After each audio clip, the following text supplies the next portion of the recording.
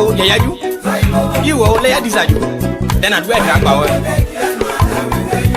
Gay again, yeah, to get this again. I say, oh, me, I'm right. And by doing you, I'm a part of my bed, yeah, well, on it goes away. Alas, I will that you are not, we say you.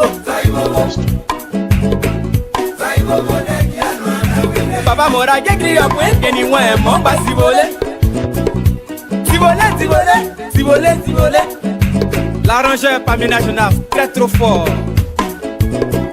We are glad that we want by say so where that you are.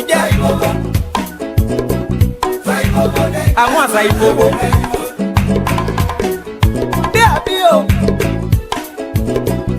Do a web that you go back for Monyo. Papa Yankita, petit, brother Sassoni. Kaidaka. Bena Paya Posa Bobo, Mambo Panjago. Apple blow a café. One posa your café. We are for them one the upper clay you can. Nyan your see one. What's the cat to your way at your one? Emma, Nessa Toga. With this one, where they have it. Go on, yeah, I can't salute. What's the cat to your way at your one? Emma, Nessa Toga. Now, with this one, where they have it. Go on, yeah, can you get? Now, getting your bed when I know sound fairly on it. Yeah, I do what you just grab the one. Are you a no? Type of that you know, we say you over. I want to your club, I need a boy. Yes, I'm going to buy them when we get. Hey, am I gay? What I just me, I'm going to end it the boy. Oh,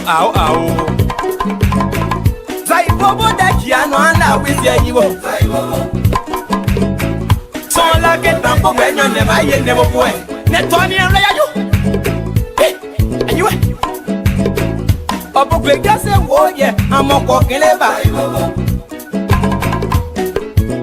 Kaidaka, when it was to work, I go to let you know halfway. I just know. This is what I say. Bobo, yeah, you like do I get more by one name on tell it by Potamu, Tanyada. Planning Papa, Pinagasia, Baka on Lage, the Pussy, the PSC, the Tonya, you can up one, there was a Bob, was a dressy, Mambo, Belly Bobo, that Giano, and I will say you over. I will. Saibo. Ingba tu ablaja bla edu eso sei. Aje kwana le ya gba tu ana agbonyo si yi oke. Wejo, Ibo, Saibo boba. Inje ide ke po panglo ku ejo bi panglo. On est criant nya bok like e ba de noir. Jojo wa se. When you're not really time, let me slay. Say, Bobo, that you know, and I will say you over. I'm done in it. So walk away. I know Russell, gave me a gospel. South Africa, your fault, your way. Thank you for your work there and my one. I'm the Pope and your woman. Don't feel it, I say, oh, Claudio. Say, back in what we are coming. Say, Bobo, that you know, and I will say you over. Aba pepo swelu in the swelu. Kwa munga lumanje dota siko bala. Kabo jowa se. Pepo swelu so luke. Say ya re ase o baye ino. Ken one day yeah. Your pample your say Monday now. Ariwo ase o baye. Amo amora da o. Saibo de kia no anda we say you. I wish a rule di yo baye. So pe no we. Saibo, Saibo, Saibo, Saibo,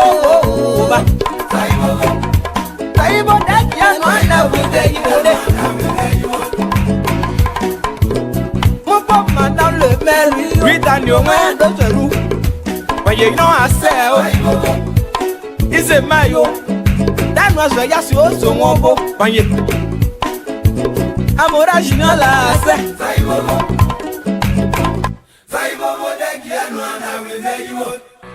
Ouais, il a fait une chanson à Mobile Production, voilà. Et Mobile Production, c'est une structure qui est créée pour les jeunes qui sont dans le démon, pour les jeunes de l'US et tout. Mobile Production est là pour produire les jeunes talentueux, cachés, que les gens ignorent. Donc notre devoir, c'est de produire des talents cachés. Alors, il a fait un son pour Mobile Production. Arrangé Eric Lodé, le don de Dieu pour la musique de l'Ouest. Je te détesterai jamais. Jamais, jamais, au grand jamais. Mobile Production, Abia Dia Oboa, Amunyandro, moi to Pierre.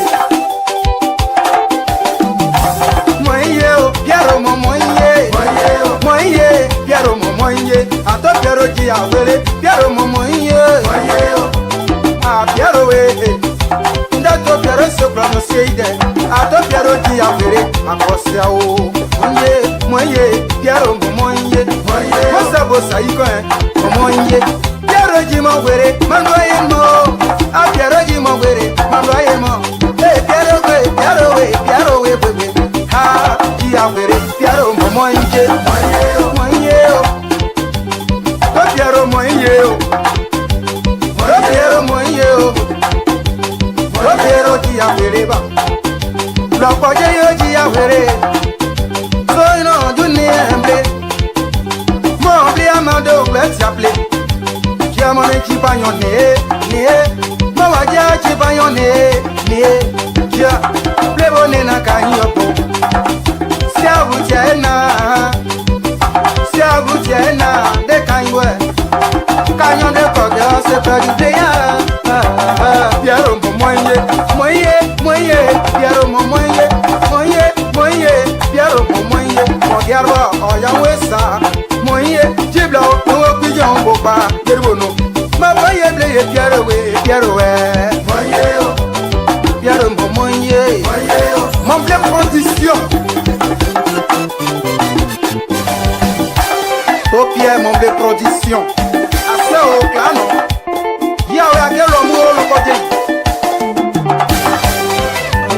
Pierre, moye, Pierre, moye, Pierre moye, Ericona, Pierre moye,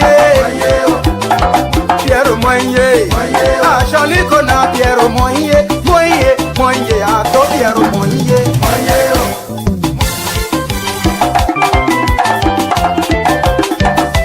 Die na pa yeble, to Pierre die na pa yeble, ah nie Pierre we, ah Pierre we. Pierre moye, Erico jato Pierre Mane bomu jato Pierre Erico de bomu jato Pierre Miomo daka Dojale koye nyobopa Opa mla yede nyani yeble kwa kitchen Chia ho anade bro ajabe atia Nyoro bade ki abudiye Ono homono ne kadouble ye Sobo somo soble so danyo Paseble asenyo na yeta esa ye dibo sanere To Pierre Jawe ke To Pierre point son weke To Pierre iwa mopa Kaya no e ka sene la taya mo la osiane To Pierre ki agba ere papa ko Kia ho a To Pierre moye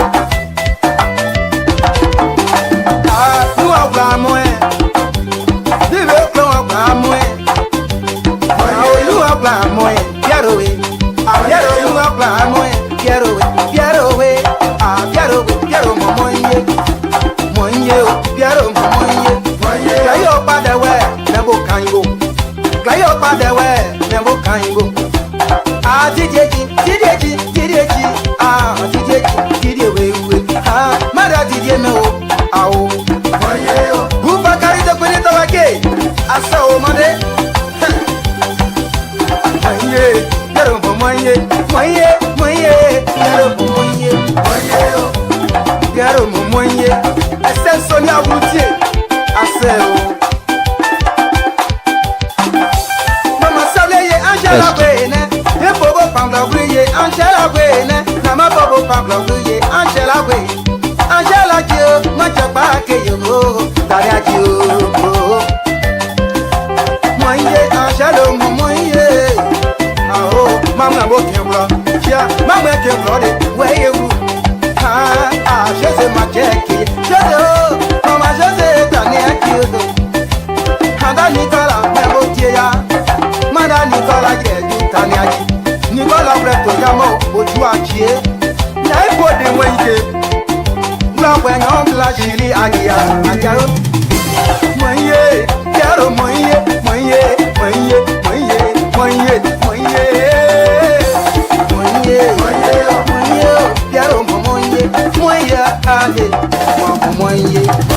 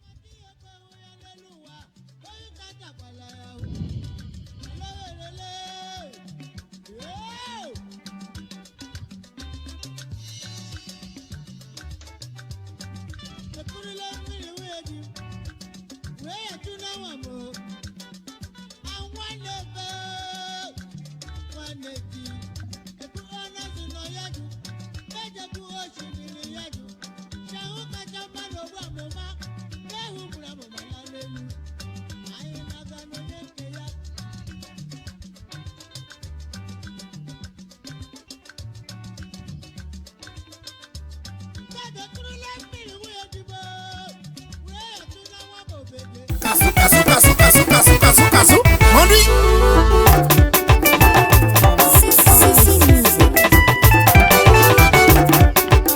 Ao, Chinya Boy, Adiwa, Ramlamen, Aristo International, Chinya Boy, Indiwa, Strega, Ejo de Pau, Entente, Mondui, Chinya.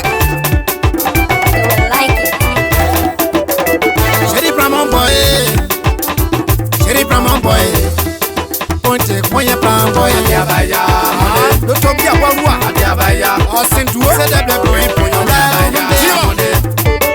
Adiabaya Marisa wo ma to bi Adiabaya Bela ma to bi Adiabaya to bi se be boy ponyo osinduo Tijebo do to bi awaru to tanie eso ya awaru veto rese mondale o Kumanya te radio no ma paso e ma wele mi espero so asabe aso na shiri jira le o se ko lo se we ma o fe baija we la ba ma o ya baija mode atia baija ke atia baija ja mo te lo yo ja o ya baija mode no be yo te lo yo ja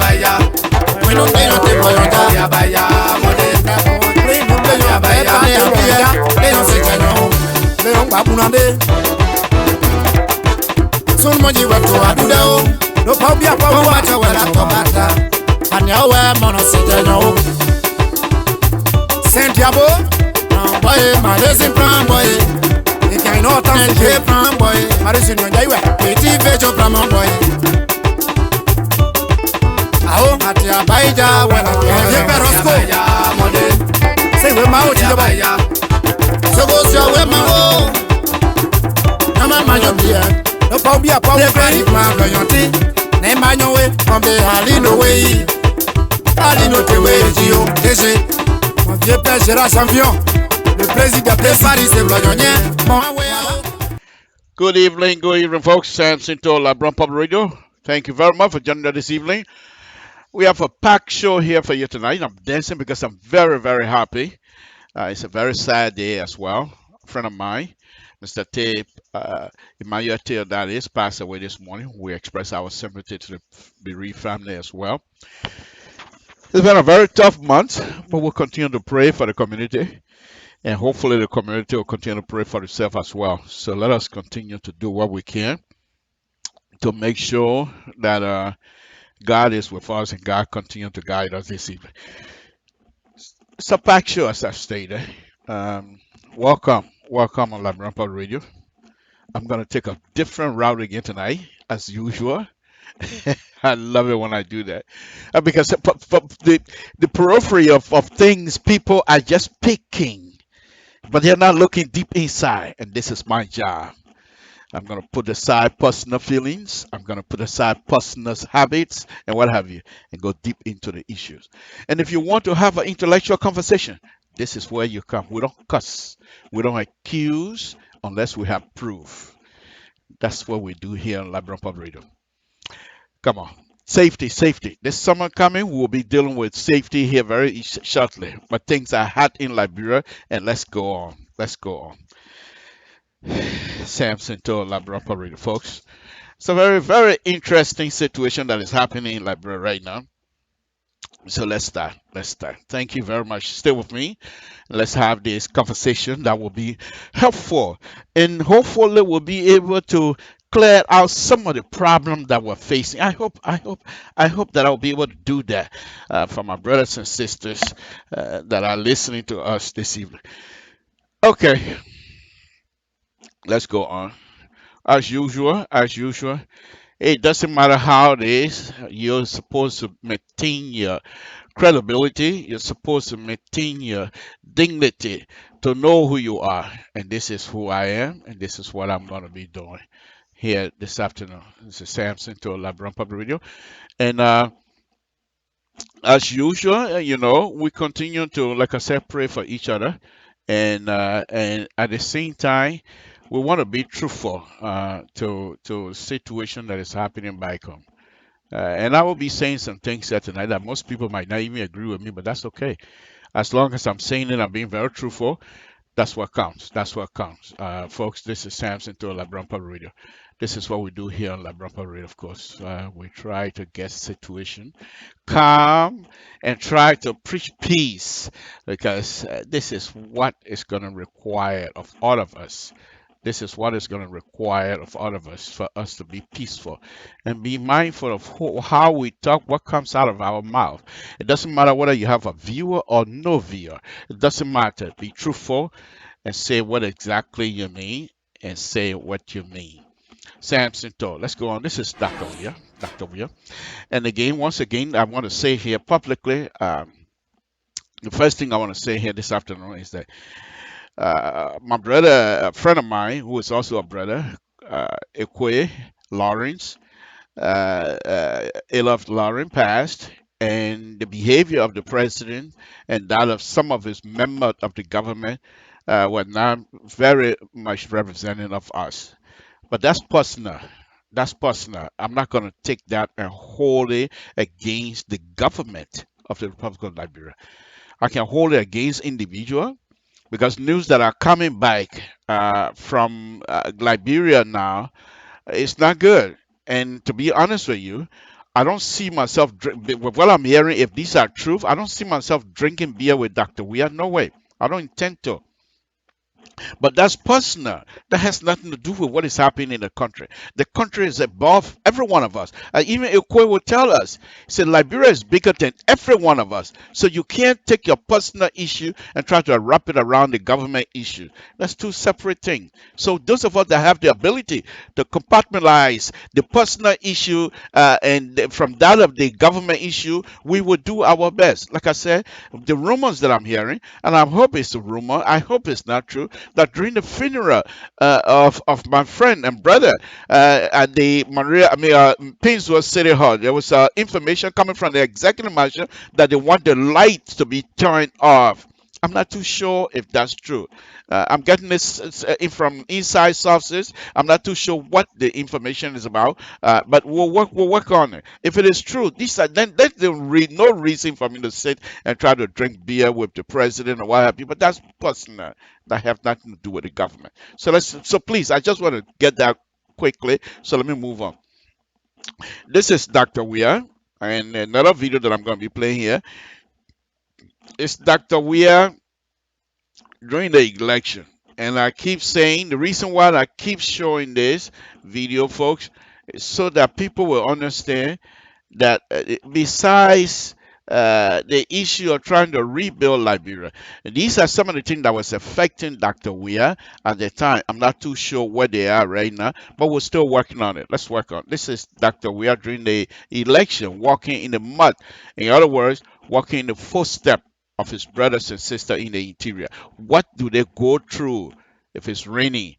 And so he wanted to experience that, I believe. So here he is. Let's watch that. Let's make sure you do that same information you can hold.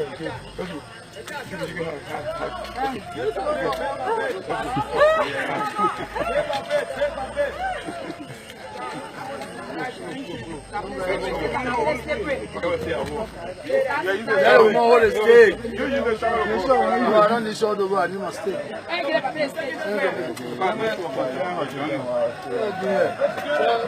What kind of junior not before?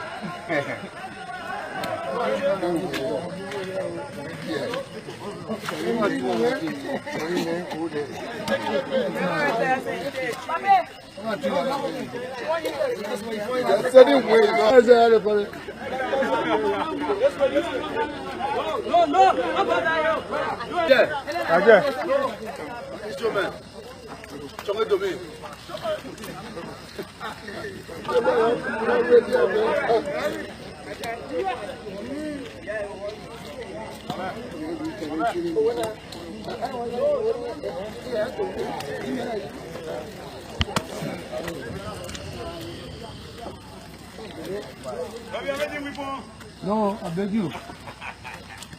I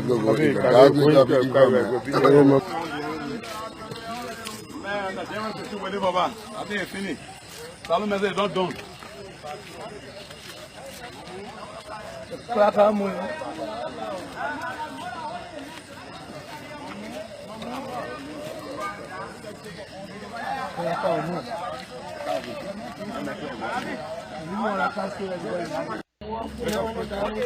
Let's make sure you do that same information you can hold.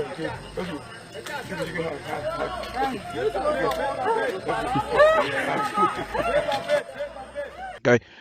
Here you have it. That's Dr. Weir. Now let's go to the next video. As usual, I just want you to understand that we Liberian also, there are personal issues that are happening within Liberia that some of us are not quite happy with, but nevertheless, we have to be truthful to ourselves. Let me play this other video. This is in Ghana. How Ghana, because of us, continue to foment conflict among ourselves, not being willing to cooperate with each other, not being willing to understand what is happening with each other. We continue to have these little conflict here and there. People are leaving us behind. And I'm talking collectively. Ghana, that most of you during the war went over there for refuge. And Ghanaians were able to welcome you. Now you're no longer there. Instead of you bringing ideas that will help Liberia to move up so you don't have to run back to Ghana, we're still trying to follow the same footstep. We're refusing to learn as a group. Let's watch this. This is Ghana. This is Ghana, folks. These are things that we ourselves can do. You go to Monrovia right now and look at the traffic congestion. You can't even move. You can't move because of bad traffic. Traffic engineering, the Ghanaian traffic engineers are not better than the Liberian traffic engineer. Why is it that we can't come together and work these things out? We're always fighting one another. Let's watch this. Afrikiko Junction, Accra, Tema Motorway, Apollo in the Western region. The police is watching you. Over 1,000 of these cameras have been installed at strategic locations across the country. These cameras have made police surveillance more effective and giving a boost to fighting crime. Playbacks have also been very useful. In this particular case, investigation into a road accident.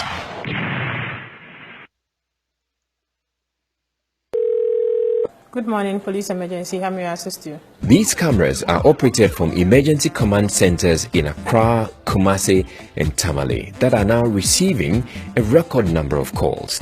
When the call comes in, the system automatically generates a case form. The case form is meant to solicit the essential information required from the caller.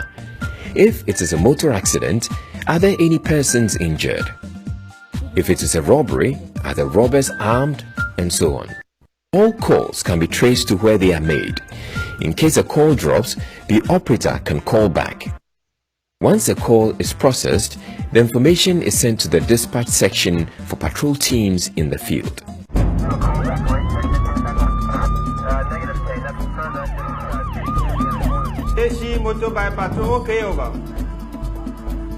One challenge are prank calls that divert attention from real emergencies. Prank calls must stop. In a genuine emergency, we may not be able to access our emergency command center. Locating crime scenes promptly is another.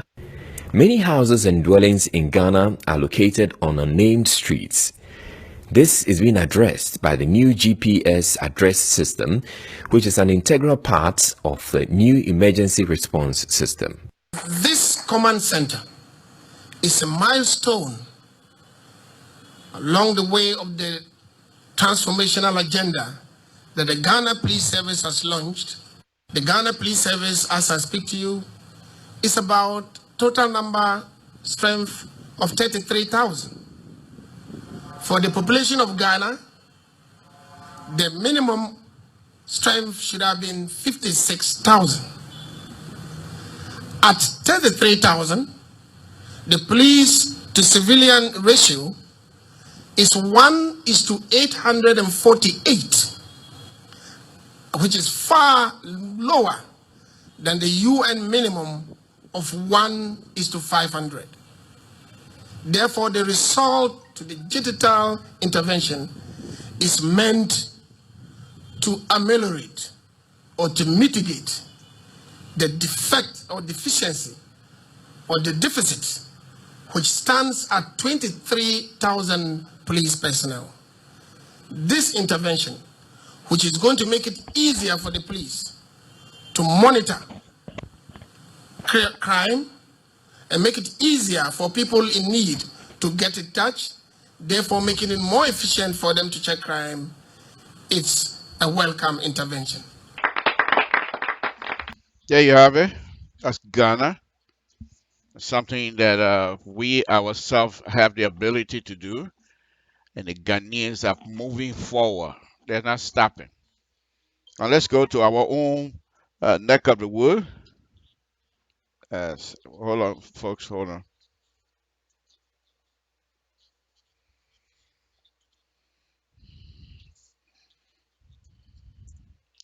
So I'm not too sure why we're having this type of conversation again. But anyway.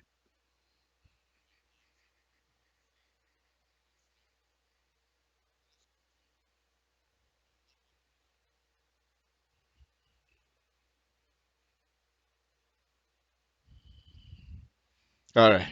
This is okay. Forget it. Anyway, Let's move on. Let's move on. These things you don't do it overnight. It took me a long time to put it together. I can't just change it overnight. I have to gradually change. So let's get used to it, please. Okay, let's move on. Let's move on. All right. So my conversation here this afternoon, folks, is the first thing I want to start with. Is this? I want to thank Dr. Weah and the government of Liberia for providing free press, freedom of speech, to holding on to that carnal process of part of the foundation of the constitutional republic of Liberia, where we as Liberians can come on a public forum like this, use insult, use romance, use words that it's not good, that you don't want anybody to describe to you. You use the words to describe other people in the government. People will write and say all kinds of things about government officials, and yet still we're moving on. And I want to say thank to the government led by Dr. Weah for giving us this opportunity to say these things freely without fear whatsoever, whether we're here in the United States or not. You heard recently the guy from Saudi Arabia. Numerous times they want him over there back in Saudi Arabia. The guy from how do you call it, from Turkey. They wanted him back over there. So, Dr. We have not heard any government officials saying they're going to ice Liberians that are insulting or saying things that are not right to come back to Liberia to face charge. And what that has not been the part of this government. And I want to thank the government for giving us the opportunity to have the opportunity to speak our mind, to be truthful with ourselves, whether we use it by insulting, as long we say it, whether you use it by being disrespectful, as long we say it. And the government is not prohibiting anybody, whether here or at home. And I want to thank the government this afternoon for giving us the opportunity to speak our mind. Some of us will come out here 3-4 times a day just to insult, to accuse, and say things that perhaps they will normally not say. You go do that kind of thing in Kenya. Go do that kind of thing in Uganda and see what happened. What happened to your family if the government cannot reach you? But here in Liberia, we can come out anytime and say whatever we want to say. And the government of the Republic of Liberia continue to concentrate on jobs at hand. And I want to take my hat off for Dr. Weah and his people this afternoon. I'm not quite happy the way things are, but in this particular arena, where people are allowed to express themselves, opposition have their own show to come out and make stories and say whatever they want to say. Mind you now, most of the time they don't have no proof. They have not shown us any proof. People have not been found guilty, but we speak that. And with people like Samson too, I come out air here and say whatever I want to say. Mind you now, I've not shown you that this person has been found guilty in a court of law. That doesn't matter. It doesn't matter. But as long as I have the mic and the TV before me, I can say whatever I want to say. Thanks to Facebook, we can come out and accuse anybody, and the whole world, people who will turn into us, will be able to listen to Dr. Weah and the people of the Republic of Liberia. I want to thank you guys very much for giving us that opportunity to express ourselves freely. It's wonderful, wonderful. This is what I call freedom. Thank you. Keep up the freedom. Keep it up. Let's go on. Folks, quite recently, we heard that Dr. Weah asked the people, the organizer for a meeting. Okay. And the meeting was requested, and from what I'm just reading lately, that those who name were asked to be put on the request have accepted the request. And I, Sam Sinto, I'm not too sure if I should take credit for that. But why not? I got a big mouth. Why can't I do that? No, on a very serious note. This is exactly what I've been asking Dr. Weah to do. Reach out to these people. Now, folks, here's the interesting thing that's going to come out. You will find out now from Dr. Weah's side and from the opposition or the Council of Patriots, you will find out now who really have Liberia at heart. Because if you have Liberia at heart, you have a reason for which you want to put thousands and thousands of Liberians in the street of Monrovia. You must have a legitimate reason. And those reasons, at the intent, at the end of the protest, you will present your legitimate reason to the sitting government to see if those reasons can be addressed. And here we are. I love it. I love Dr. We are. To be honest with you, no, let me take that back. I told you already, I'm not going to drink beer because of what he did to the burial of my friend. So when it comes to personal issue, no, we don't have nothing between us. He doesn't even know me. I don't know him. But for some reason, if I were to come across it, I won't even speak it. I won't even shake his hand because I don't like that. But that's different. Compartmentalize. You take that part because it's personal to me. So I take it and put it somewhere in a cover and lock it up. I'm ready to pick it up here. I will deal with Dr. Weah as president of the Republic of Liberia, who is my president. So if I'm dealing with him from that perspective, I will be respectful. And I will talk to him with respect. And I will address him as Sir, Your Honor, whatever title that I need to give him, I will with respect. Now, let me just tell you again. Dr. We are just a week ago, we read that he said he was not going to meet with anybody. The door is open, but he's not going to meet with any protester. And I was out here saying, you box yourself in by making that statement.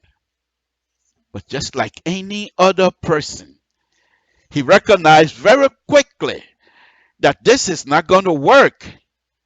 Perhaps he better listen to Samson too. Because I was saying to him, pleading with him, to see reason to engage these people and find out what is the reason. Why are you guys demonstrating? They will give you their reason. And I also told you guys, folks, if you were able to follow me, I stated this. I said there will be those that will be in the camp of Dr. Weah will not be happy with the kind of decision. Because that means if you open the dialogue, these people have no other reason than to work because they have nothing to offer except to look for enemy of the state. But by you opening dialogue to those who they consider enemy of the state, now, what have you done? You're now giving these people legs to stand up. And the people on the opposition, the protesters, they are those who have their own interests is served by continue to have this thing going. Protest coming, because that's how they campaign, that's how they get themselves known, and this is how they want to get it going. But if you break that, you will find out very shortly, and I will show you. My people. That one thing I love about myself. That one thing I love. Sometimes I go, then I come back and say, "This is what happened," and I will show you what I'm talking about. So, Dr. Weah have extended invitation to these people, and people are complaining. The wording of the letter extending invitation for the meeting. Who are you to tell us that by the directive? You who to tell us by the directive? He is the president of the Republic of Liberia. So in case you don't know that, he was elected. What? About 14, 13 out of 15 county? Oh, they will forget. Oh, maybe during the election, some of us were sleeping. So he has the right to dictate, not by the invitation, but he can dictate to those who go. Dictation means you telling somebody how to write, what to say. But other people using that as an excuse. Any way they can find not to meet. But I like this. Here we are. The people have gone out, folks. Just a few minutes ago, I opened Front Page Africa, and this is what I saw. The people have agreed to meet. Okay? They have agreed to meet. Something funny happened yesterday on one of the talk shows. The host was watching I was watching. It just happened that I came across that particular portion, and the host was in tears. And I'm wondering what happened. And then I find out that these people have agreed to meet with Dr. Weir. For so many people, it's a betrayal. Then I'm wondering for myself, why is it that the invitation to meet and discuss about Liberia, for which some of us are being on daily, cussing, saying things are not right, our brothers and sisters are suffering, for which now they're trying to have a June 7 protest because there are certain demands that the government need to take care of.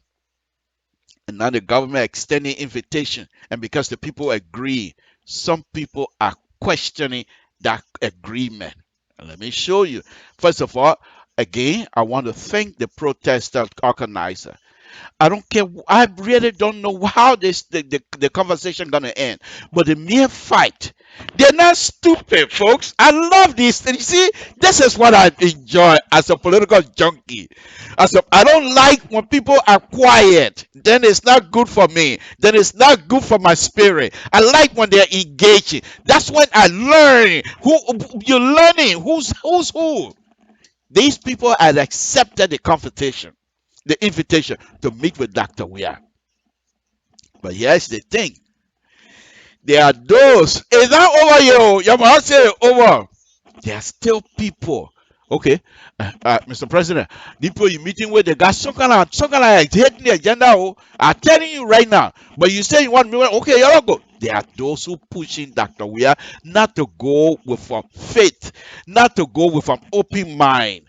He must have some sort of a hidden program showing case. And they're the same people on the other side. Man, they play with going. We will not take the other one. Whatever he bring that suggestion, will say no because we don't want it. We got him. And there are those from both sides said no. Our intent. That's what I've been preaching in the last 2 weeks. I've been asking Dr. Weir to expose both sides, to expose the people on both sides of the divide. Who among them that don't have interest for Liberia? Now we will know. Your watch. Now we will know. Why the June 7 protest? Now you will find out. My man, they think getting well to explode. They think going to open wide. You get eyes to see, open your eyes. First thing I ask you to do, I don't care whether you're sedition or whatever, go with an open mind and see clearly because all of us, we have interests of Liberia moving forward. Even those who causing Mao, causing Pao, they have their main interest is to move Liberia forward. How do we get there is the issue. And this is very interesting time, folks. This is very interesting. I tell you, I'm so happy right now. Not that I'm happy because there might be no protest or there might be protest. No, it's not the point. The reason I'm so happy is because when you engage, you understand. If you're a true political junkie, you try to engage the person, you know where we're going. Now we will know. Okay? How is it now? Listen to this, my people. This is funny. I love it. Dr. Weir had asked these people to meet with them Unification Day. Out of a sudden, did I say certain? No, I take that back because it can't be out of a sudden. He's an educated man. The standard bearer for ANC, the Armor Commies, he's an educated man. So I cannot say out of a sudden he has this plan for a long time. But look what happened. Look what happened today. This is what came up from him. Okay, let's go there. You see that? You see, folks, I'm telling you, this is gonna be interesting. Subliminally, you know what I mean by subliminal? When sometimes they play some music in the store, when you're in the store, right? And they play music, and sometimes behind the music there are words that say something, to entice you to buy this and buy that. Okay, cover, whatever you want to call it. Yes, doctor. Yeah, it's coming now. This is what he's saying.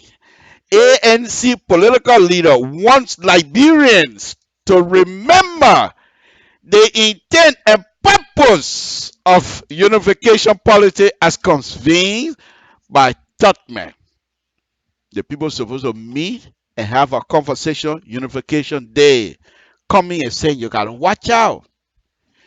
The unification day you're going to meet, you gotta watch out. And he said that without calling the protesters by their name.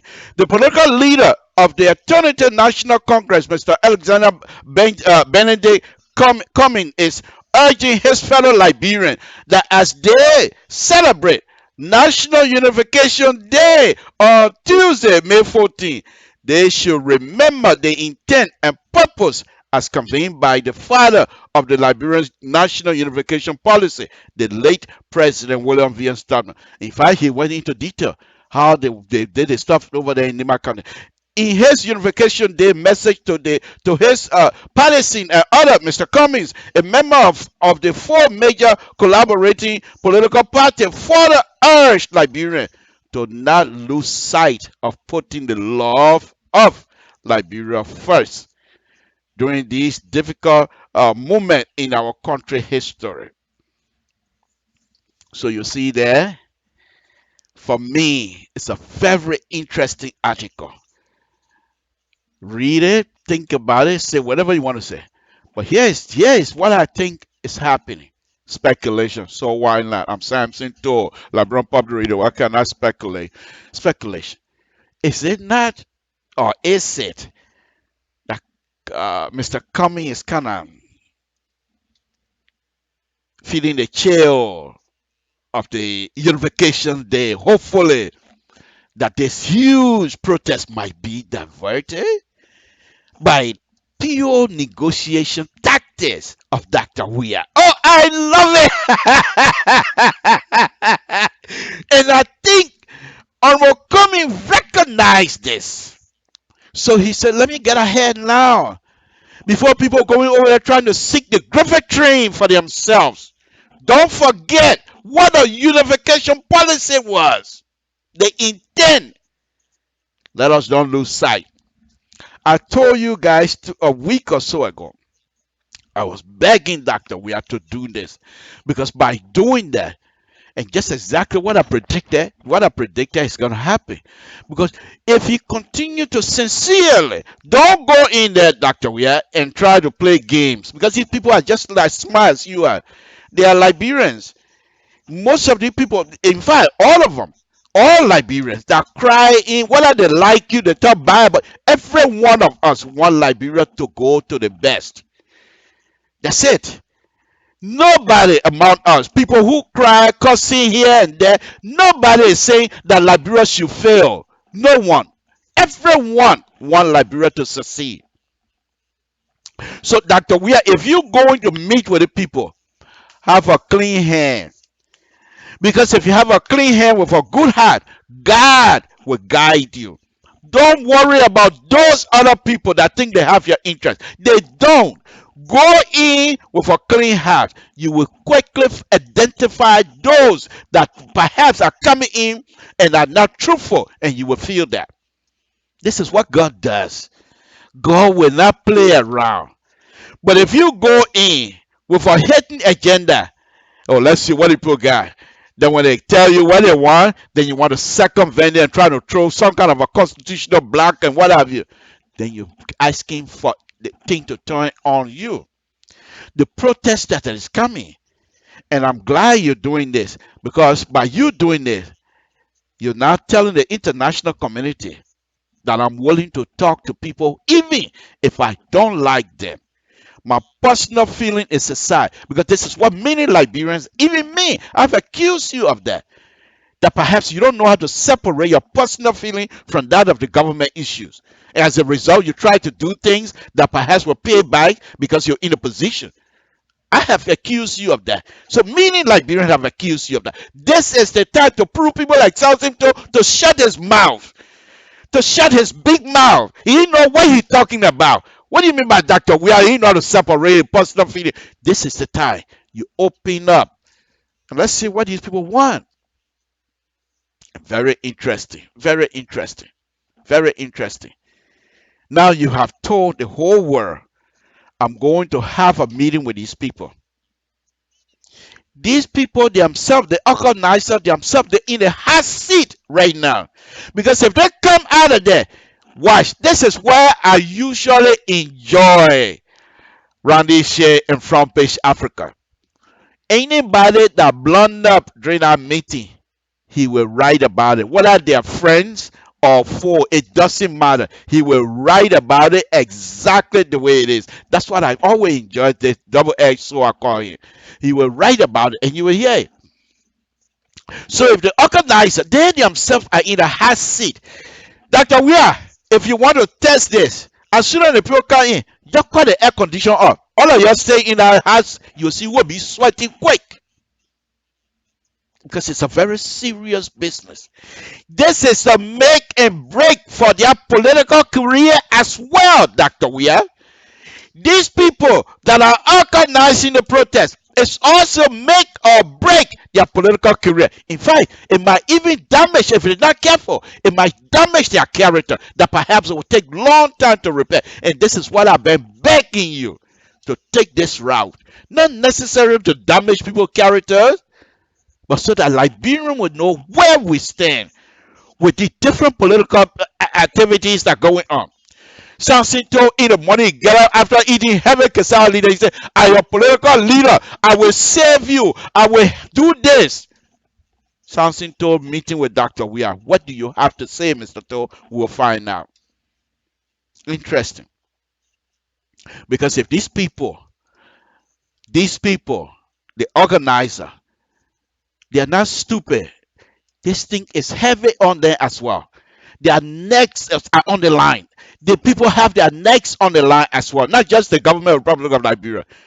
So they themselves, I will predict that they themselves, and I will also suggest that they themselves don't want to see any problem with this demonstration. Because guess what? One of the organizers, Honorable Karen Costa, he's here in the United States studying. You think the American government want to let Costa to come back here after trouble start in Liberia that he's involved with? So you think Costa will want to come to Liberia and make trouble? I don't think so. Why you think Costa is going to school, my people? To broadcast? When he get on air, he get 2,000-3,000. What more he want? You think he's going to school for broadcasting? He's going to school to educate himself more about government, the functionality of government, so that when he wins the election, so that he'll be able to know when he's talking about something about politics, he'll be involved. This is what Costa is going to school for. Why you think he's educating himself? To broadcast? No, far from it. So you think Costa gonna hang all that one on the protest, and if the protest fail, what happened to him? You never thought of that? That people just say, oh, we're going to broadcast, we're going to protest. You think people ain't got nothing to think about? They're breathing heavily. They're suffering themselves. They also are suffering.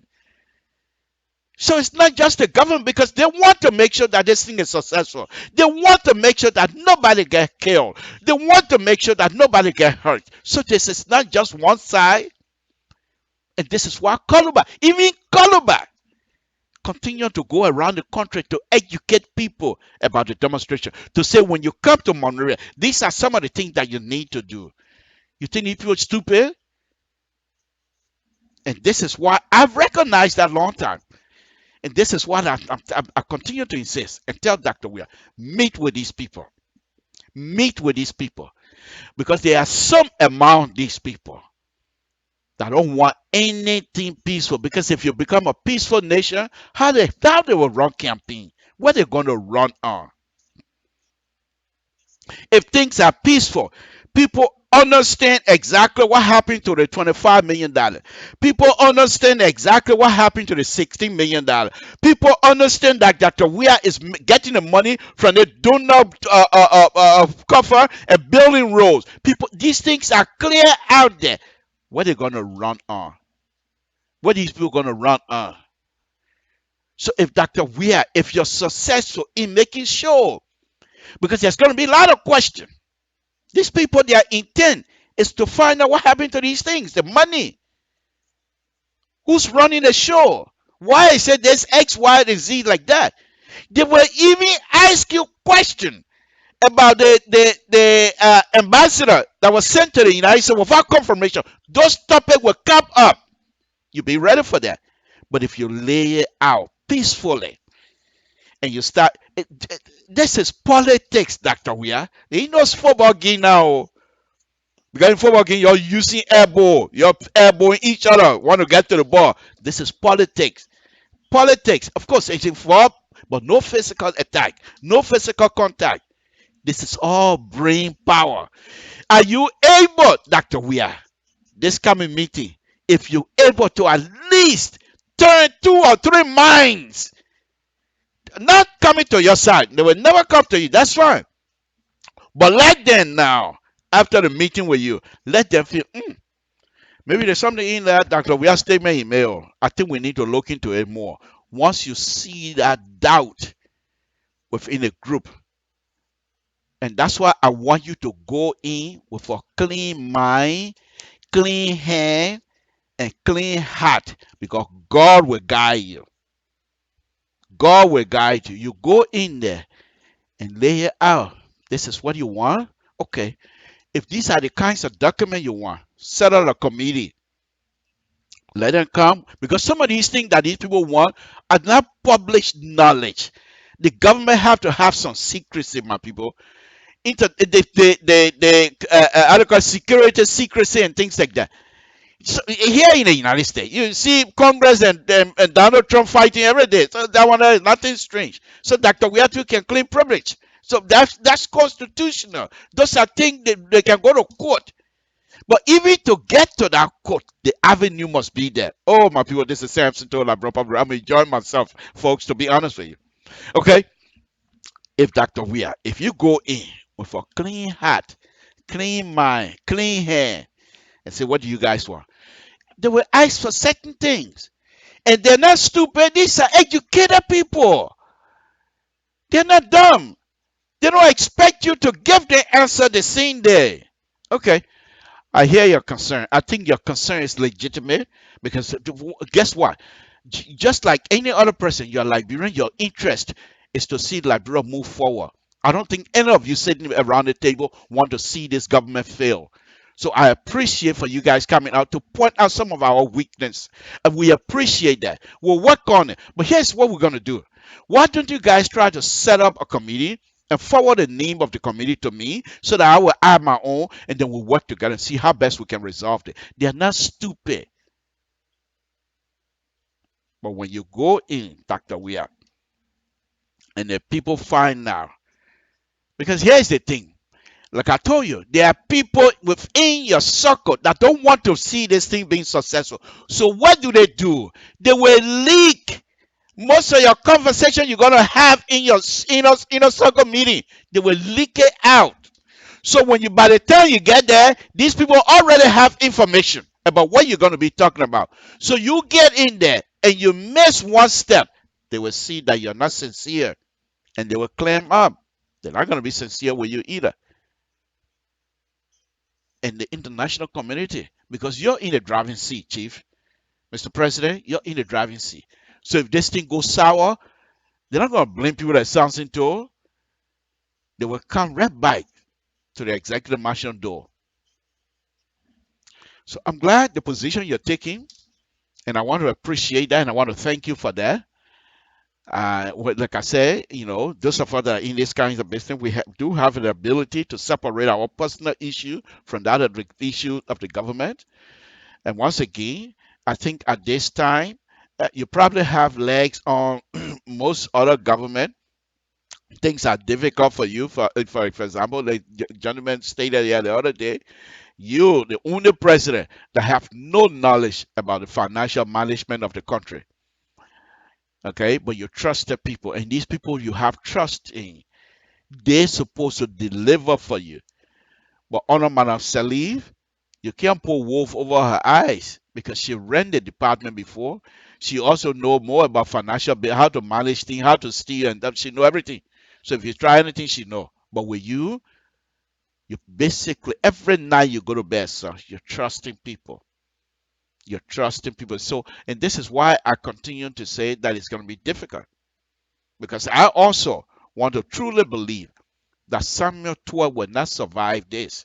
I'm not talking about his life. He's going to be fine. I'm not worried about that.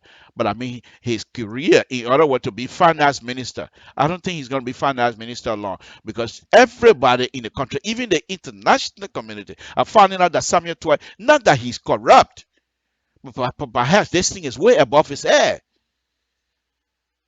And they're asking you, they will continue to pressure you to get somebody that will get this economy going. Look at this. 180 something now to $1. What is it? What is it that we need to do? And these are kinds of stuff, Dr. Weir, when you go to the meeting, you don't just sit there. Press these people as well. Press them. What is your suggestion? What do you think we need to do? And guess what? Because I'm not too sure if other than our economists or whatever, they will tell you, say, we'll get back to you, Mr. President. Because guess what? They were going to go back now to consult their financial consultants. You see, this is how we get things together. While they're going back to consult, you now ease the issue out.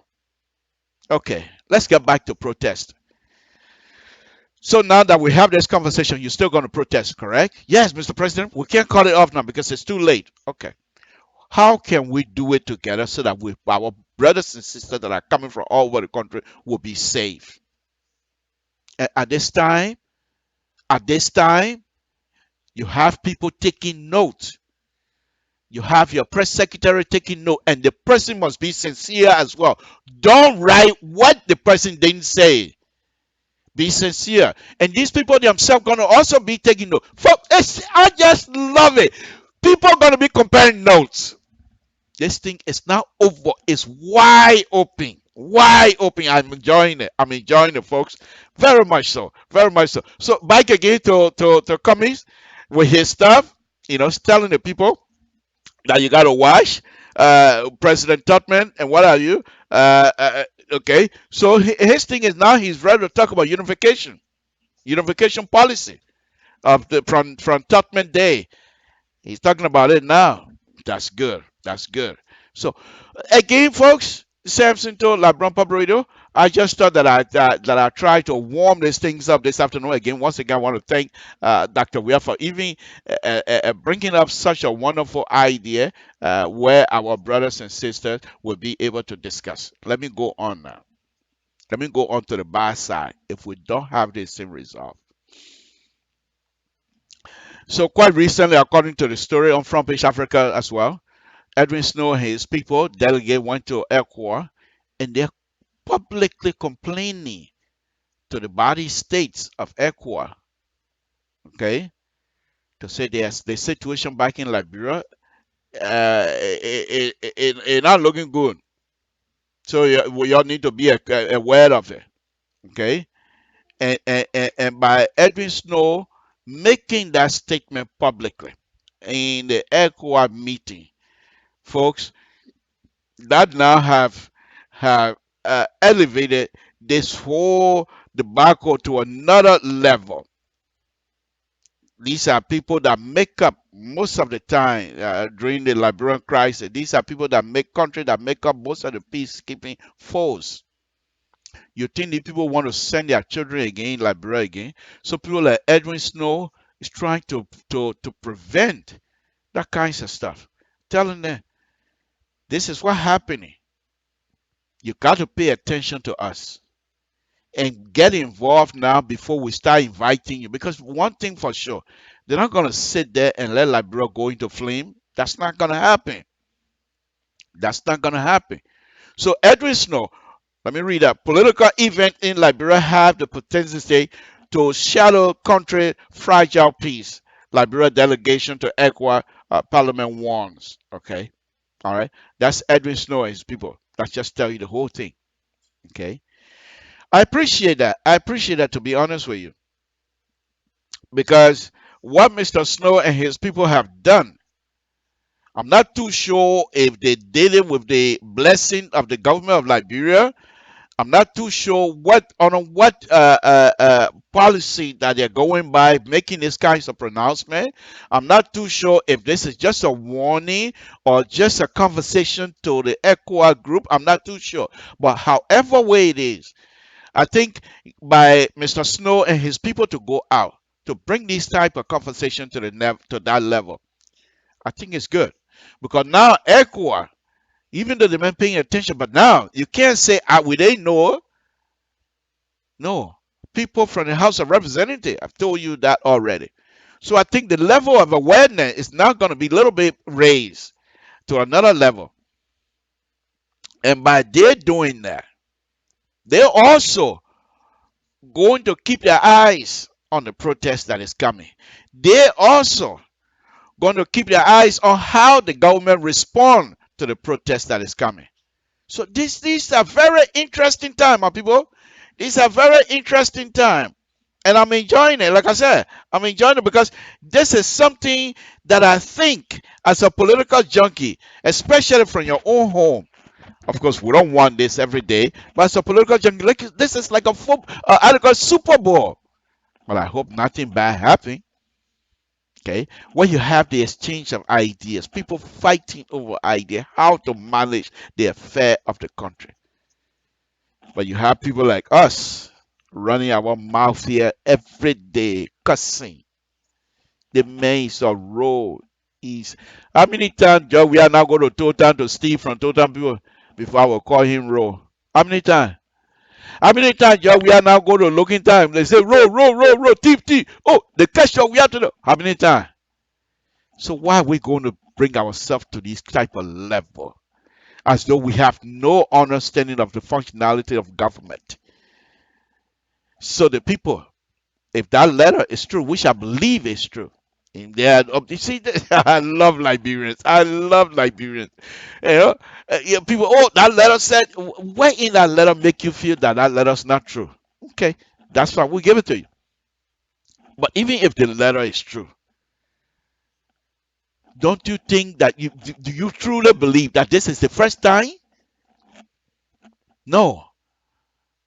But because people that are within the government are coming up with different story every day. They call them, the press call them sources.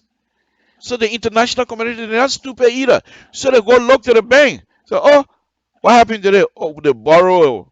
What happened to the other? Oh, they borrow. The same thing Madam Salif used to do. So they're doing it themselves. However, these things need to stop. Because the money the international community is putting in that cover for the purpose. If you want to borrow the money for Christ's sake, contact the international community. Explain yourself to say this is what is happening. Why is it that you don't want to talk to them? First thing, because Samuel Tua knew very well that what is happening is wrong. You're not supposed to take the people money and borrow it. It's wrong. And that's why he couldn't contact the people. And that's why he wasn't able to advise Dr. Weah to tell the people first. Because if this was a good idea, he would tell Dr. Weah, let's talk to the people and let's see what their comment going to be. We give them the reason. I will play the video here. And this young man, they call Abuli, I don't know his name, but on Donald Dillon's show, I copied it the last time. And the young man would tell us, okay, what CDC the government have done. And do you want to blame them? These people were out of power. They were seeking power for years. And they have the opportunity. Folks, which one of these political leaders that were defeated that wouldn't have done the same thing? Some of us that were fighting for Liberty Party, you think the Liberty Party were going to win? This something to going to stay here? I'll go look for a job. Every one of us. Why you can't be sincere sometimes? You act like this thing. I want to see CDC can do it. This is thing that people have been doing from years and years and years. That's politics. CDC come to power, CDC is going to have to employ sedition. The money is not there. So this is why I differ with sedition. The CDC let government employ sedition. That's understandable. But if there's no money for the payroll and you want to borrow, contact the donor agency and say, this is the situation we have. This is the situation we have. And if we need money, can we use your money to carry out our payroll? And they will tell you in the process, even if they're going to tell you no, the most likely going to give you some sort of advice. But Samuel Twa knew very well that that was not right. I'm not talking about legality, the legality of it, whether it's legal or not. That's not my concern. But the moral aspect of it. Let me play this young man. Folks, this is Samson to LIBERIA Public Radio. So once again, I will come back to Mr. Snow and his group. I think they're doing a wonderful job to make sure that the community, the West African state community, continue to watch what is happening in Liberia, because I think Mr. Snow himself is on the edge as well, and he should be, because he's one of the leaders in the community. So to see your community to come into this kinds of situation, every one of them, they're concerned, and rightly so. So let's play this. Let me play this young man. For this is on Dallas Dillon show, okay, about 2 or 3 weeks ago. And he stated this young man would tell you exactly why things are the way they are. Let's listen. Aliu, I'm trying to bring you on. Don't try me this time around. The boy accusing me of bringing people on, I know. But I've tried to bring other people on as well, and I can't get them on. Yes, I'm on. Aliu, problem? Yeah, you getting me now? Yeah, problem, solution, fire. Okay. You know, Dylan, let me start first by coming forth with some information. Firstly, at least for the information at least for the viewing public, I worked in the public sector for 10 years. 10 years, and up to in the Ministry of Finance and Development Planning for 7 years, and 4 of those years I was the Assistant Minister for Expenditure. So I actually really understand and a lot of the issues going on, and also just sitting back and looking at what are some of the things that are going on. I really feel for the guys that are in public finance, that are in public management now, because I listened to Lester Tennis speaking. I think Lester was very much truthful. If you ask me, he was very truthful. One, because if you look at the economy now, all of the structural issues he's talking about, they are all long term. You can't address any of those things in the short term. And secondly, from all indications, it appears that they have not really drawn up any really robust plan to address those issues. So you cannot speak to those issues. But I want to let the people know, and to let folks in the government know, that there are actually short-term solutions to some of the things that we're facing. The first thing that we have to look at is, how did we get here? When, despite the bad growth forecast, the economy wasn't growing when the government took over, but the economy was much better than it is today. In fact, it's getting far worse. There's the problem. And I told you earlier before I went up that I want to address this issue from a public finance management perspective. Because when you want to talk about how the government is able to fund investment activities, fund productive activities in the economy, it has to be able to generate resources to do that. If you look at that, like Liberia, the nature of our budget, government raise resources through domestic revenue and through partner financing, and spend those money in the economy. And the way the government spends the money in the economy also helps to generate revenue for the government. But now there's the problem that we have.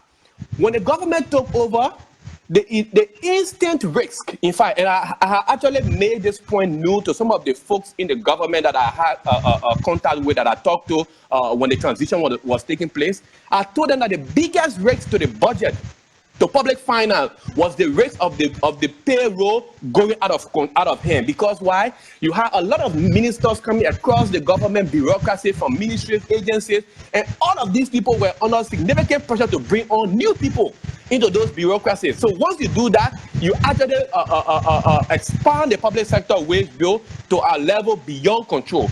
And that is exactly what we have seen. The public sector wage bill has gone up. I agree with Lester Tenney that you cannot continuously be reducing the wage bill, the salary of people. But they did that already in July last year when they did the 10 to 15, 10, 7, 8% cuts for ministers and directors. They did that already. So they've already done cuts. So if they do any other cut, it will be the second cut in the year that they will be doing to payroll, when in fact prices of goods and services are going up. You will be actually stifling the purchasing power of people in order to make sure that they do the kind of investment, the kind of expenditure in the economy that will lead to more growth. So now this is the issue: how the government is preventing itself from doing from addressing some of those issues. Just look at talk to business people that are doing a business with government around. They are not getting paid. Everywhere, all of the business people are complaining they are not getting paid. Even government tenders these days are not competitively bid at. So there are so many issues, and the procurement process signals government relation with the entire business community. So if you have a system in which the procurement process is not open, it's not transparent, you do not have a system where people basically compete in the lowest price and people get contract on the basis of merit, it's basically going to disturb the whole flow. As a result, what you now have in the place is, one, because payroll has gone up, so government now has to devote more resources to payroll. And secondly, because government is not able to adequately fund the operation of government, that is providing fuel, providing stationaries, providing all of those basic things that allow the government bureaucracy to run, it is exactly that money that goes to businesses. So for the very few businesses that are actually doing business with government, that are doing contract for government, they are not also getting paid.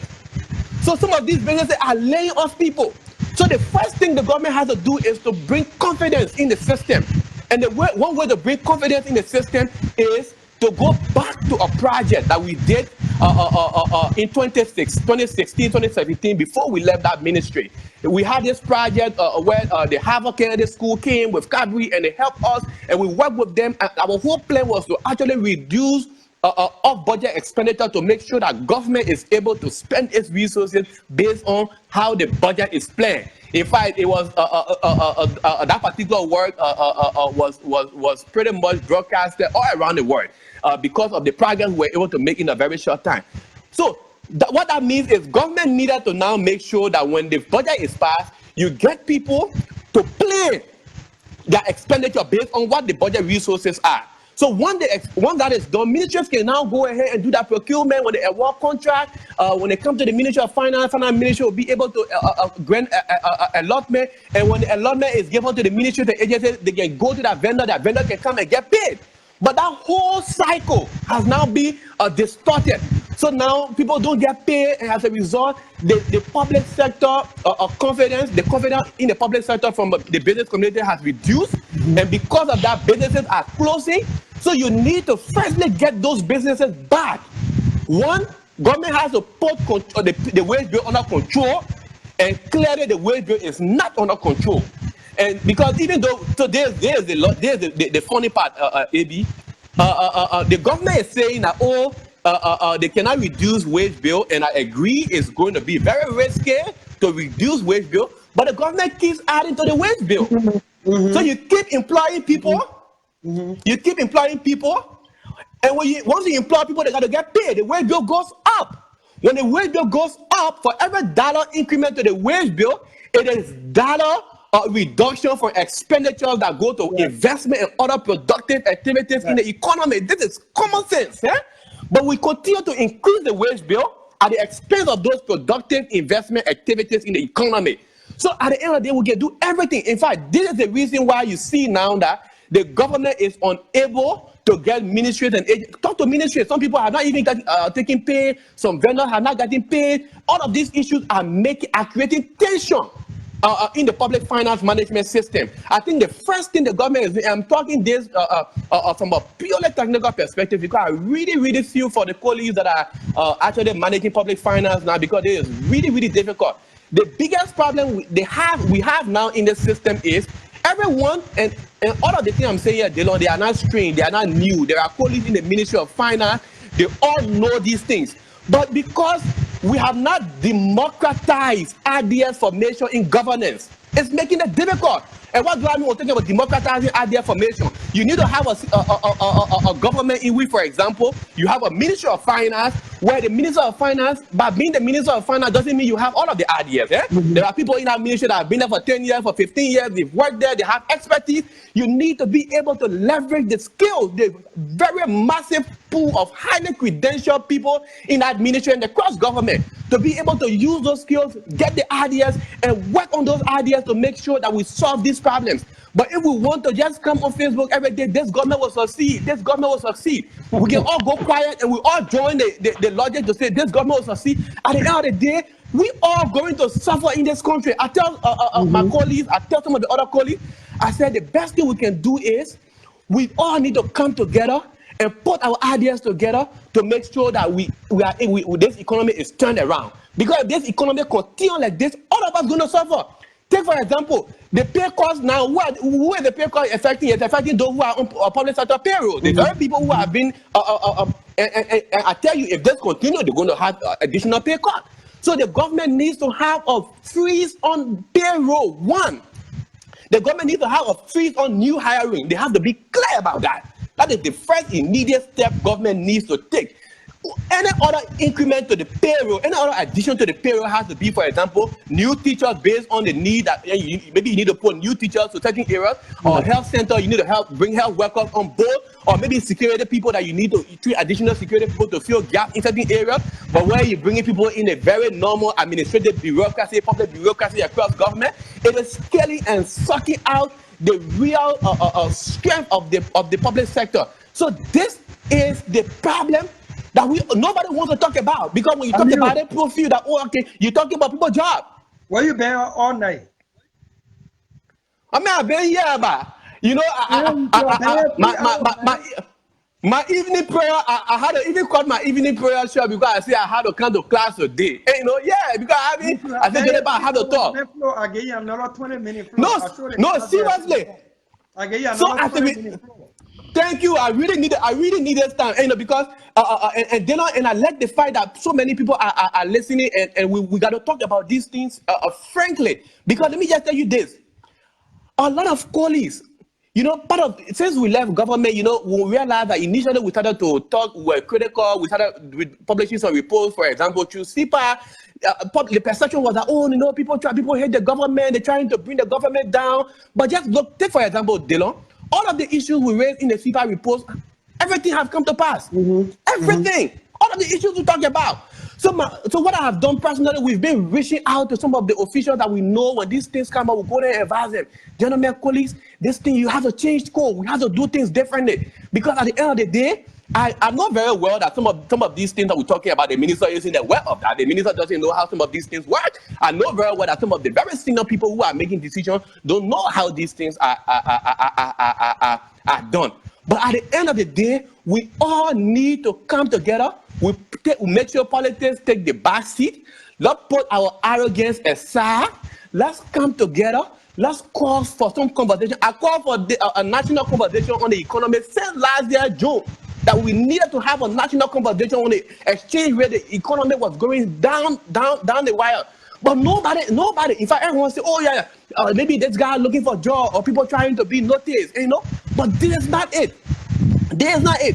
So as a result, I was talking about the economy. So once you tend to employ more people, you take away money that's supposed to go into those productive areas.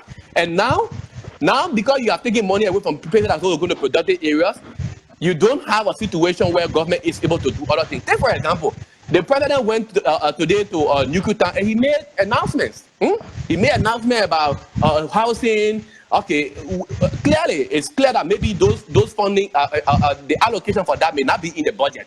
So the Ministry of Finance people have to now go and look for other resources. Where do you think they're going to take the money from? Some of the other plan programs, they got to go and take money from there in order to make sure that the president's statement. Because one thing I learned when I was in public sector, when you are the deputy or you working for your boss, don't let your boss man's commitment to go in vain. So that's why I always used to make sure when the minister is going somewhere to go speak to some of his colleagues across the government, I had to insist that, okay, minister, you are going there. What are the commitments you want to make? We got to discuss it ahead of time. I will tell him, you can't do this, you can't do this, because we do not have the scope to be able to finance this. We need to have a situation to deal with this.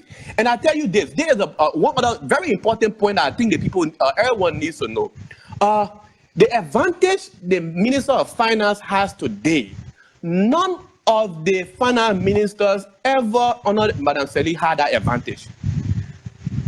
Or whether it was Dr. Sayed, Amara, Gafwan, Obama Kamara, they were working for a former finance minister. They were working from a former IMF World Bank executive, UNDP, who had, somebody who knew so much about the economy and what has to be done. For the current Minister of Finance, you are working for a president who has explicit confidence in you to be able to find a solution to the economy. That's why the president trusts the minister so much, because the president doesn't know how the economy works. Right. So it is now the responsibility of the minister to make sure that the best way to protect the president, to defend this president, is to rally the right skills, is to bring the right people together so that we can make the right decisions to solve this problem. But we are not making those decisions. So the government has to reduce, government has to cut back on the, government has to stop the a new hiring of people. Then the second policy that which is much more difficult, and clearly, Dylan, if you look at the size of the current public sector wage bill, it is unsustainable. It doesn't make sense at all. Yeah, right. Eh? Yeah. So the government is going the lazy route. The lazy route is to just reduce people pay. Because the lazy route is you just look at the aggregate payroll and cut and you have it. They don't want to go the high route. The high route is to make sure for us to start asking ourselves the right question. Can we now embark on a genuine restructuring of our civil service?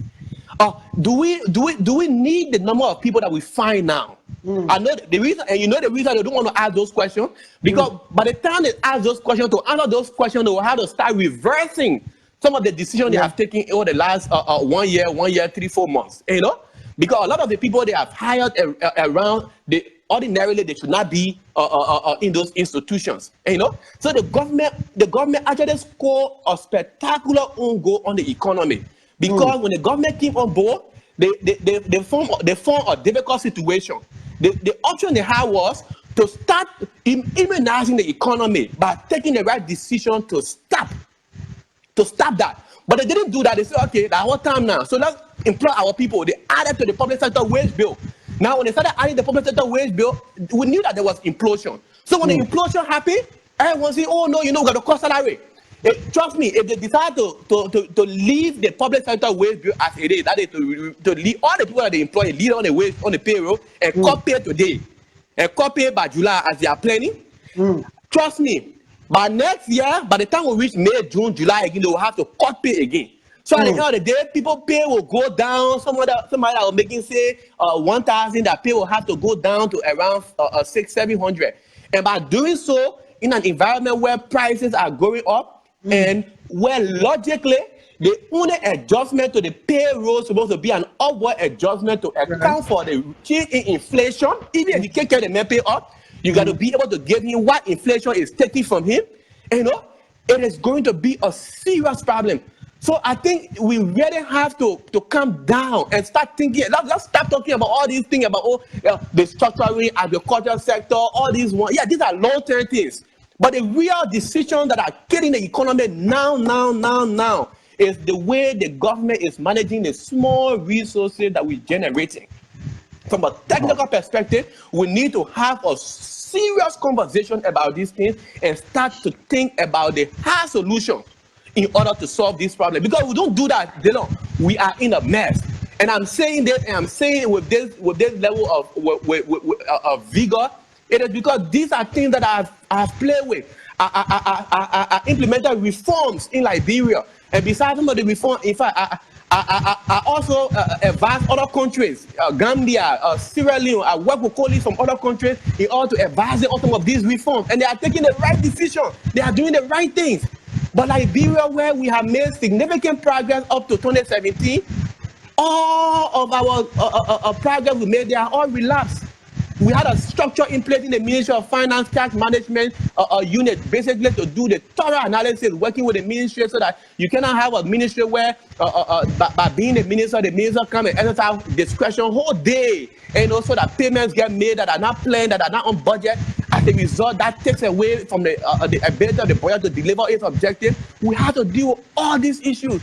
So, too many things, but for me, frankly, let's forget about all these big economic things. These are the real practical issues that we are trying to avoid. We don't want to see it because it is a difficult decision that we don't want to take. If we do not take the difficult decision on managing the payroll and putting the payroll in order, this economy is going to go down on account of our inaction. It is going to go down on account of our inaction.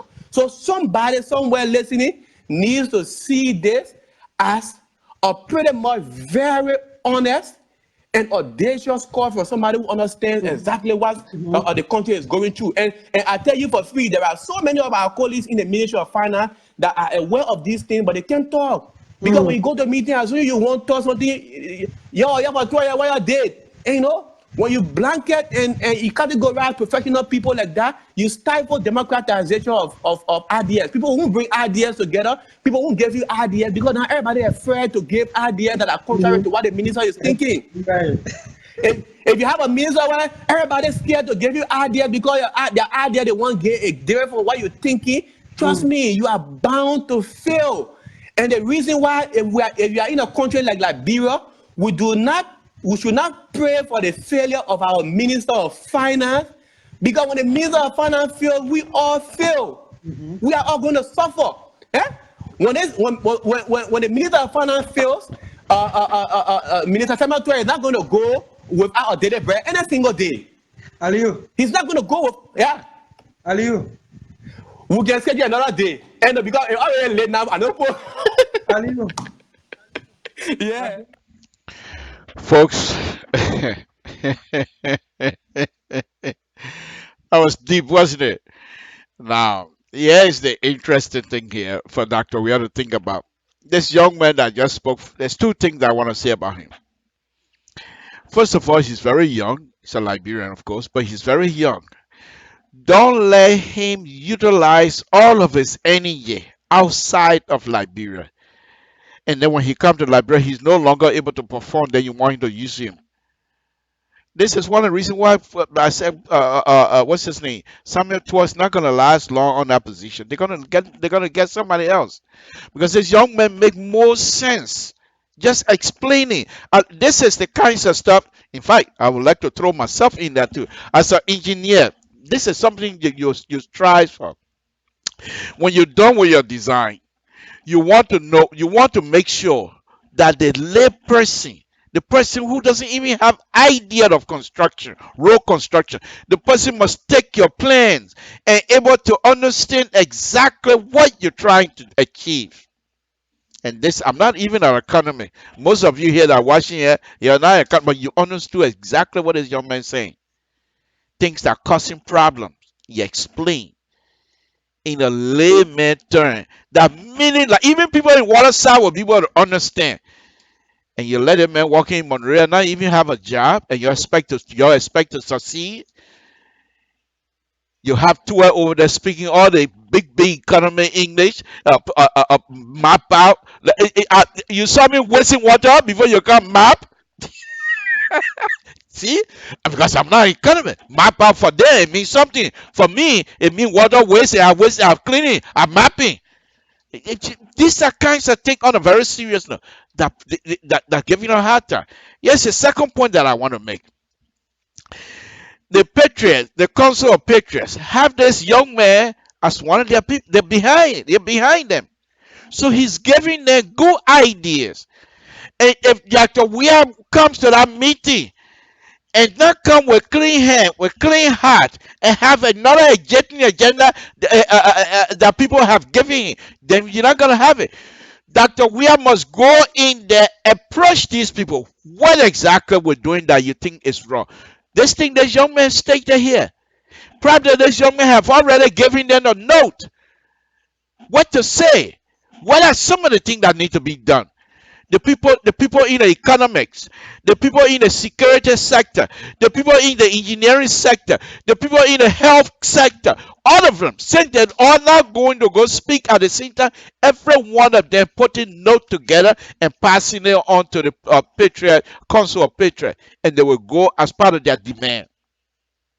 So why would you think that if they present that type of demand, that is not Liberian demand? What the young man spoke about here?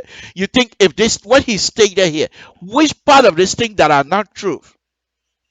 You know, you don't even know anything about economics, that's fine. But what he stated here this afternoon, folks, these are things that you can take to the bank. Simple. You employ more people. No money to pay them. You're going to borrow money from a donor fund because you got to pay the people. And he said here that they put in place a structure to guide against things like that. But then again, will you blame sedition? CDC-led government? They won the election, my people. And here's the interesting thing. They can't come and fire everybody. That's not possible. So then you have to sympathize with the sedition and CDC-led government, Dr. Weir. You have to sympathize with them. You expect Dr. Weir to win an election. Then when you say things like that, I know you're not sincere. You expect Dr. Weir to win an election and not fire everybody. At the same time, now going to get people who ran campaign for him to work. Here in the United States, after campaign, people get employment. You expect Dr. Weir and his people after the election, especially in Liberia, for those who work hard to get something in return. So if you actually understand what this young man, then you sympathize with Dr. Weir and his people. You have to. You have no other choice. This was an election. He won the election. How does he now give his people job? You want him to go ahead and fire everybody that was working on our early evenings. Civil servants are protected by the law. At the same time, he has to employ people who work for him. What part of it that is so difficult, my people? That's just simple stuff. You have to understand that and sympathize with Dr. Weir's position when it comes to this. The interesting thing here that I want to say here on this thing is this. This young man, he's not the only person. Maybe they have smart people like this in the security sector that are behind the Council of Patriot. I told you before, the Council of Patriot, they are not stupid people. They learn licensing too. Highly educated. They're not dumb licensing too. They're smart. So they know exactly what they're doing. So Dr. Weir has to come in with a game face. You can't come in with Nathaniel McKay sitting down there. Oh, we're not going to take it. That take a business. You don't even have Samuel Twa coming into that meeting to put out all kinds of jargon and mumbo jumbo that people don't understand. Get somebody who will speak the language. Explain to the people what the people. Quite recently, just yesterday, Nabwes Law, who is a representative, asked Dr. Weir to address the nation. For goodness sake, that's the same thing I was saying last week. Address the nation. Face the nation. Explain to the people what's happening. People will sympathize with your position quickly as long as they understand what you're doing. But if you're just quiet, oh, the people know that I'm not stealing money. When the people say I'm stealing money, they know I don't steal money. No. People know that. But people that something told will improvise. They said Dr. Weir stole money. Look how he stole the money from a donor comfort. The money from the donor cover can it not be explained, Dr. Weir? Unless you took the people money and use it somewhere else. But you have to come out and explain to the people what is happening. Since Firestone came out, they said they're going to lay off so many people. We ain't hear from you yet. All the other companies that said they're going to lay off, we ain't hear from you yet. And these people that are expecting to be laid off, they're worrying. How do you get your brothers and sisters to trust you? To trust you. So if the protest basically didn't even happen, Dr. Weir, if this situation like that continue within the next 6 years, I promise you, you're going to find it difficult to be re-elected. To be re-elected, because you're going to have to, by you building roads in the city of Monrovia, not Liberia. So these are, but if you continue to engage the people of Liberia coming directly from you, what Crown people say? They say the water that comes from the front more is cooler than anything else. You can't say they say. Dr. Weir say. Oh, did you hear Dr. Weir last night? This is what he said. Oh, did you hear Dr. Weir last night? He explained this side. Not everybody going to agree with you, but there will be some people that will use your statement to back them up and run whatever they got to run with. But if you're just quiet, how do they even talk about it? They will only defend you with sheer dry face. The one like brother said, the man got dry face. That how they will defend you, because you're not giving them anything to defend you with. This is not good, and this is not who you are. I don't believe that you're taking people money unless people can prove that to me, but I haven't seen it yet. So I'm not going to say here to say you're stealing people money and this and that, but you have to talk to the people. You have to explain. This is not debate where you say, I'm not going to have a debate. Yeah, you don't want to have a debate, that's fine. But this is the time to approach your brothers and sisters.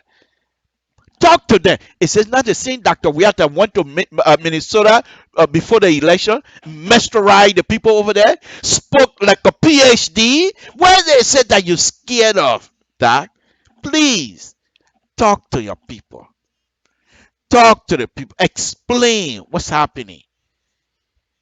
Now that Eugene Falcon is not there anymore to give up facts and friction, please, Dr. Wiata, you come out and talk to us. If you don't do that, you will have us, the talk show hosts, will always improvise. We will substitute. Anything that you don't say, we say, this is why you thinking. Oh, Dr. We are thinking to say this. That's what I'm saying it for. This is not right. Folks, this is Samson to LeBron Public Radio. I'm truly enjoying myself again.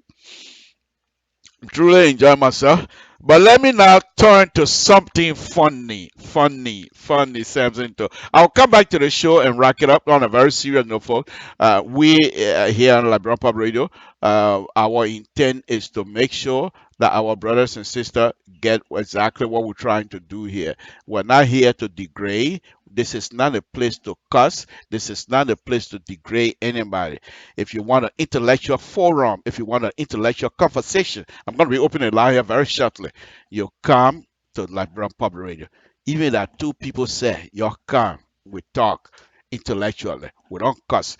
Let me tell you something. As I was on air, this was where I was going.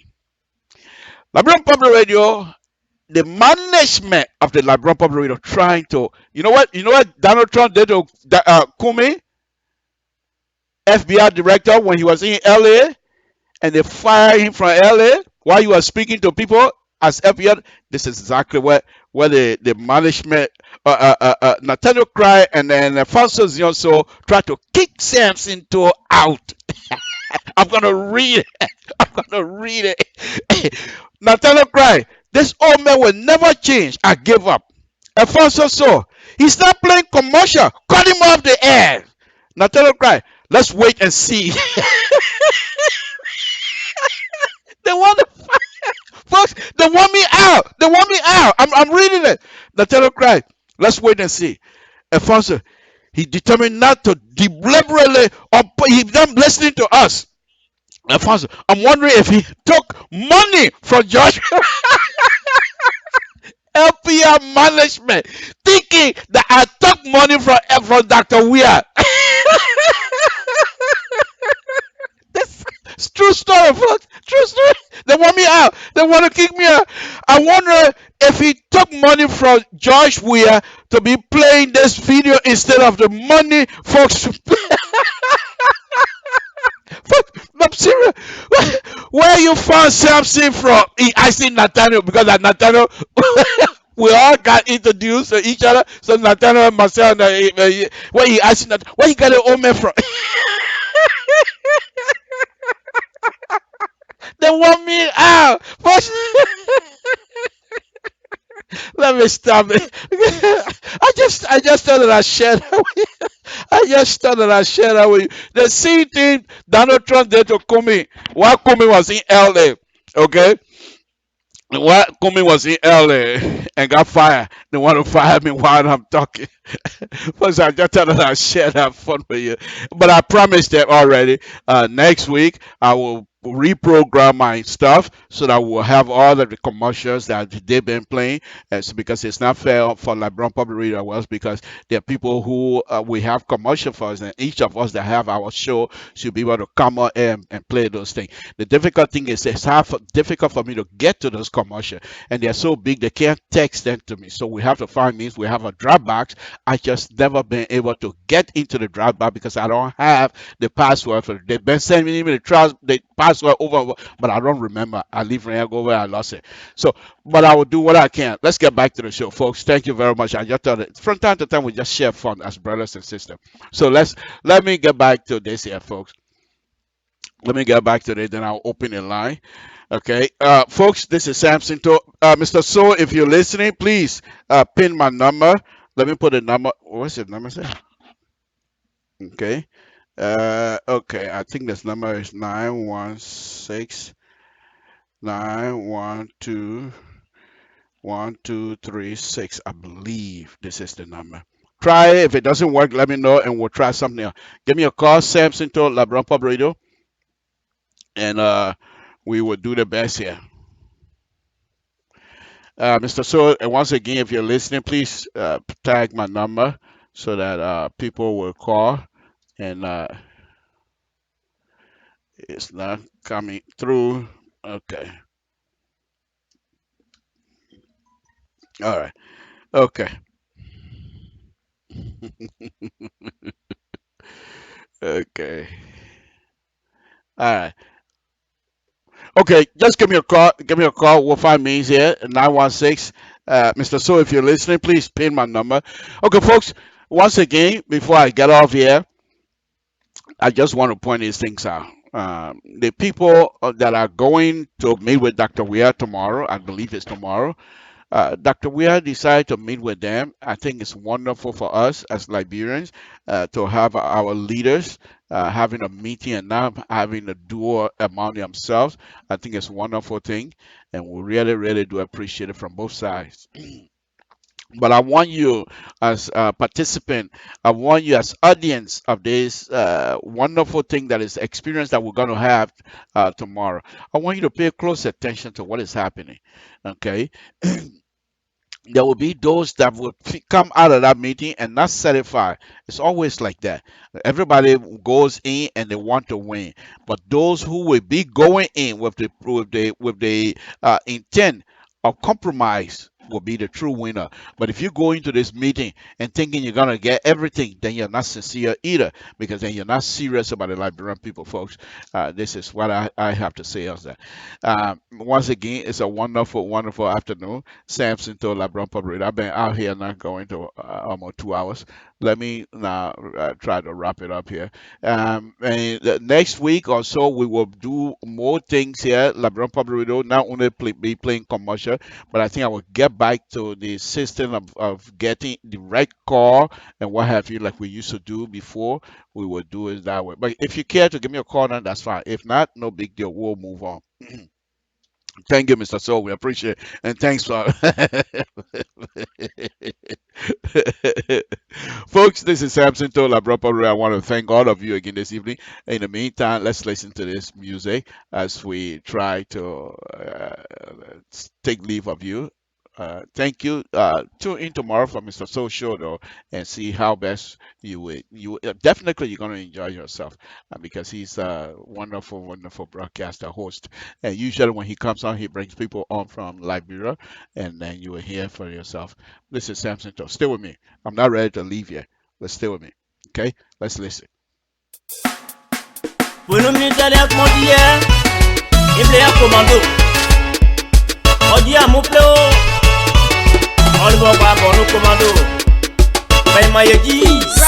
Mix International.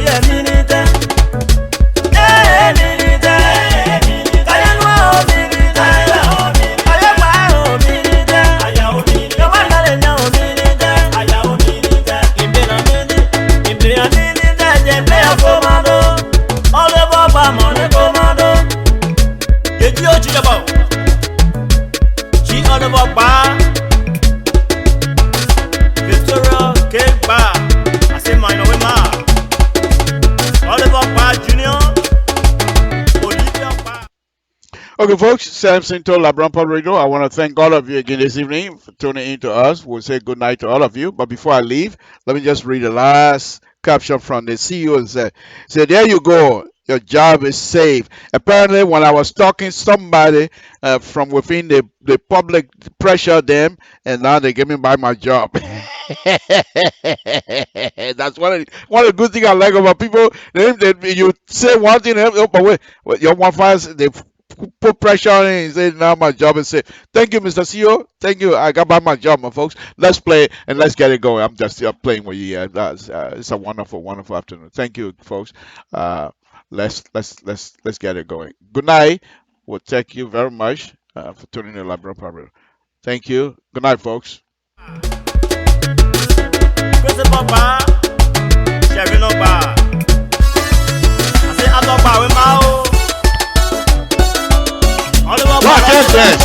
I got my job back.